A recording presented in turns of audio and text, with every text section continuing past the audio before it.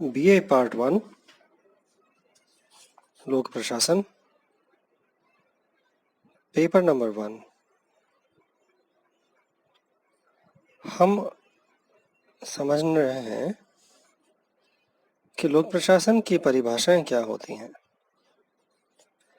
हमने अपने पिछले लेसन में परिभाषाओं को समझा जो विभिन्न विद्वानों ने दी थी। जैसे वुड्रो विल्सन ने कहा कि वो कानून को लागू करना लोक प्रशासन कहलाता है।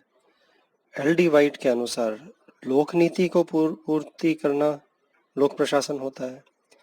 साइमन ने लोक प्रशासन को कार्यकारी शाखाओं की गतिविधियों से जोड़ा। लूथर गोलिक, इयन ग्लाडन और फिफ्नर ने सरकारी कार्यों को, सरकारी प्रशासन को लोक प्रशासन कहा। तो अब हम आते हैं, विलोबी ने लोक प्रशासन को किस तरह परिभाषित किया है। विलोबी लिखते हैं, राजनीति विज्ञान में प्रशासन शब्द का दो अर्थों में प्रयोग किया जा सकता है। अपने व्यापकतम अर्थों में इसका तात्पर्य सरकारी मामलों के निर्धारण में शामिल कार्यों से होता है, चाहे वह सरकार की कोई भी शाखा हो। अपने संकीर्णतम अर्थों में इसका तात्पर्य केवल प्रशासनिक शाखा के कार्यों से होता है। लोक प्रशासन के विद्यार्थियों के रूप में हमारा सरोकार इस शब्द के संकीर्णतम अर्थ से ही है। यानी विलोबी कह रहे हैं कि व्यापक तरीके से देखा जाए तो सरकारी मामलों में कोई भी कार्य किया जा रहा हो, सरकार के किसी भी कार्य में किया, कोई भी शाखा में किया जा रहा हो, वह सब सरकारी कार्य लोक प्रशासन है। और संकीर्णतम अर्थ में उन्होंने बोला कि केवल प्रशासनिक शाखा के कार्य लोक प्रशासन कहलाए जाएंगे। और उन्होंने ये भी आगे बोला कि जो भी लोक प्रशासन के विद्यार्थी के रूप में लोक प्रशासन का अध्ययन कर रहे हैं, वह इसे संकीर्णतम दृष्टिकोण से देखें। जैसे प्रशासनिक शाखा के कार्य क्या हैं, वह लोक प्रशासन कहलाया जाएगा। ड्वाइट वाल्डो क्या कहते हैं लोक प्रशासन की परिभाषा के बारे में। ड्वाइट वाल्डो कहते हैं कि प्रबंधन की कला और विज्ञान के राज्य के मामलों में जिस रूप में लागू किया जाता है उसे लोक प्रशासन कहते हैं। यानी ड्वाइट वाल्डो कह रहे हैं, डी वाल्डो, कि प्रबंधन की कला और विज्ञान जब राज्य के मामलों में जिस रूप से लागू किए जाते हैं, यानी उन्होंने बोला कि प्रबंधन को उन्होंने कला और विज्ञान दोनों बोला एक बार। और फिर वो कह रहे हैं कि राज्य के मामले यानी सरकारी मामलों में जिस रूप से लागू किया जा रहा है, इस प्रबंधन की कला और विज्ञान को, उसको हम लोक प्रशासन कहते हैं। यानी उन्होंने प्रबंधन को कॉरपोरेट वर्ल्ड से, यानी व्यापारिक संगठनों से थोड़ा दूर किया, अलग किया, और यहां बोला कि वही प्रबंधन जो वहां कॉमर्स और इंडस्ट्री में, बिजनेसेस के अंदर जहां काम आ रहा है, उन संगठनों में, व्यापारिक संगठनों के अंदर जो प्रबंधन कार्य आ रहा है, उसकी कला और विज्ञान जब वो सरकारी राज्य के मामलों के अंदर कार्य करती है, वही कला और विज्ञान, वही तौर तरीके, तो उसको हम लोक प्रशासन कहते हैं। राइट वाल्डो ने उसको सरकारी मामलों से जोड़ दिया।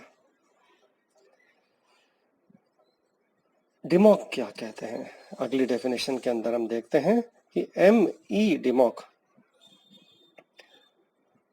लिखते हैं कि प्रशासन सरकार के क्या और कैसे से जुड़ा होता है।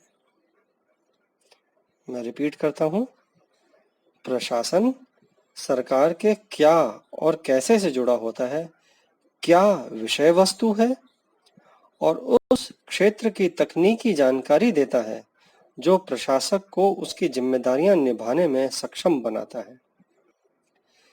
कैसे संबंधन की तकनीक और उन सिद्धांतों को कहते हैं जिनके अनुसार सरकारी कार्यक्रमों को सफल बनाया जाता है।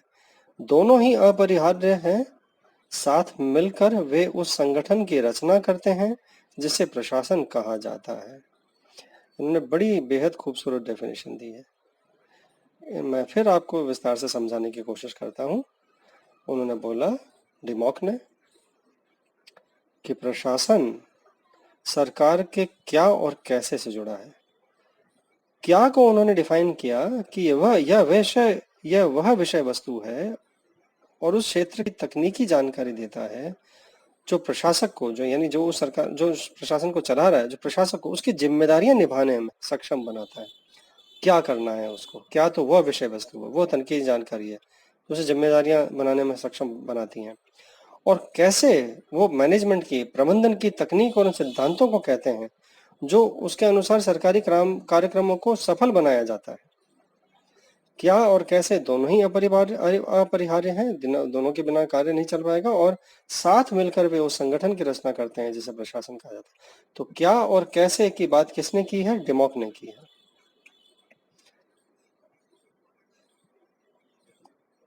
जिसको भी ये डेफिनेशन नहीं समझ में आए वो मुझे फ़ोन करके, मुझसे बात करके इस डेफिनेशन के बारे में और विस्तार से चर्चा कर सकते हैं।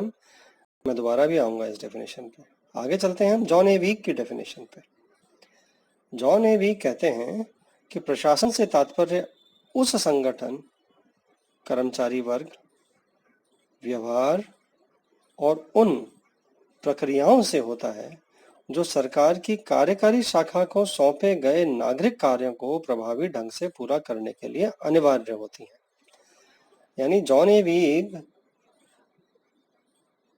संगठन, कर्मचारी वर्ग, व्यवहार और उन प्रक्रियाओं की बात कर रहे हैं जो सरकार की कार्यकारी शाखा को नागरिक कार्यों को काम पूरा करने के लिए यूज में आती हैं। उसको वो लोक प्रशासन कह रहे हैं। यानी लोक प्रशासन वह है जो भी संगठन, कर्मचारी वर्ग, व्यवहार और प्रक्रियाएं जो नागरिक कार्यों को पूर्ति में लगते हैं, उनका नागरिक कार्यों को प्रभावी ढंग से पूरा करने में लगे हुए हैं, उनको वो लोक प्रशासन कह रहे हैं। कार्सन और हैरिस की क्या डेफिनेशन है देखते हैं। कार्सन और हैरिस कह रहे हैं कि लोक प्रशासन सरकार का वह व्यावहारिक हिस्सा है जिससे सरकार के उद्देश्यों और लक्ष्यों को कार्य रूप दिया जाता है। बड़ी छोटी सी डेफिनेशन है लेकिन बहुत ही अच्छी डेफिनेशन है। लोक प्रशासन सरकार का वह व्यावहारिक हिस्सा है, यानी वो एक्शन वाला हिस्सा है जिससे सरकार के उद्देश्यों और लक्ष्यों को कार्य रूप दिया जाता है।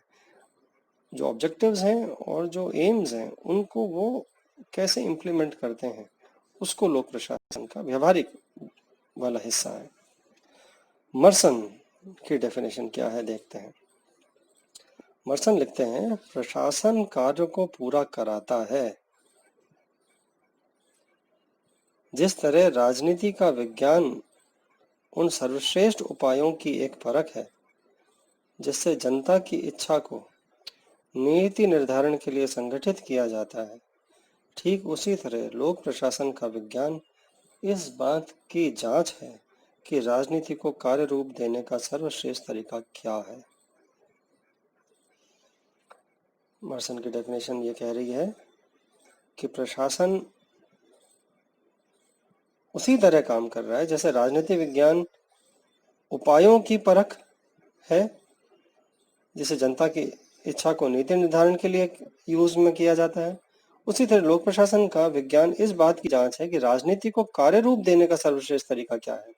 यानी राजनीति में जो लोक नीति तय की जा रही है, जो उद्देश्य तय किए जा रहे हैं, उनको कार्य रूप कैसे दिया जाए, वह लोक प्रशासन है। तो यानी राजनीति से जोड़ के देख रहे हैं, वो राजनीति के उद्देश्यों को इम्प्लीमेंट कैसे कर रहे हैं, यह मर्सन बोल रहे हैं। पी मैक्वीन ने लोक प्रशासन की क्या डेफिनेशन दी है, बहुत छोटी सी डेफिनेशन दी है। पी मैक्वीन कह रहे हैं, लोक प्रशासन केंद्रीय और स्थानीय सरकार के कार्यों से संबंधित प्रशासन है। आपको ध्यान होगा साइमन ने भी कुछ ऐसी ही डेफिनेशन दी थी। साइमन कह रहे थे कि राष्ट्रीय, प्रांतीय और स्थानीय सरकारों की कार्यकारी शाखाओं की गतिविधियों को लोक प्रशासन कहते हैं। पीक मैक्वीन भी ऐसी डेफिनेशन दे रहे हैं। वो कह रहे हैं लोक प्रशासन केंद्रीय और स्थानीय सरकार के कार्यों से संबंधित प्रशासन है। अब हम आते हैं एफ ए निग्रो पे। निग्रो अपनी डेफिनेशन के अंदर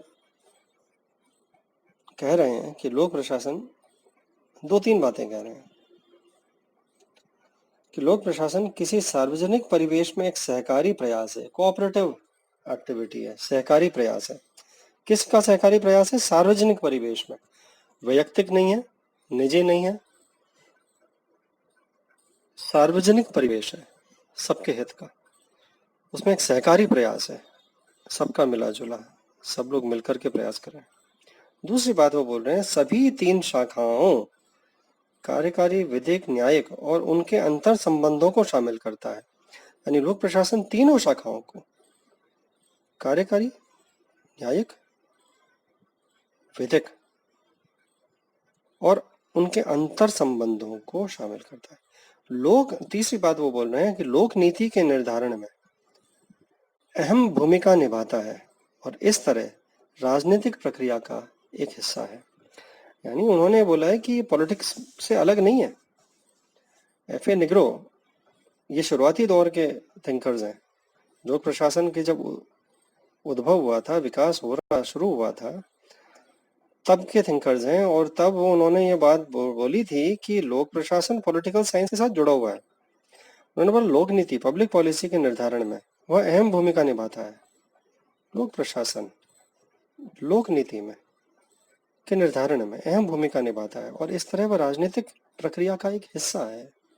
पॉलिटिकल जो एक्टिविटी है, प्रोसेस है, उसका वह हिस्सा है। चौथी बात निग्रो कह रहे हैं वैयक्तिक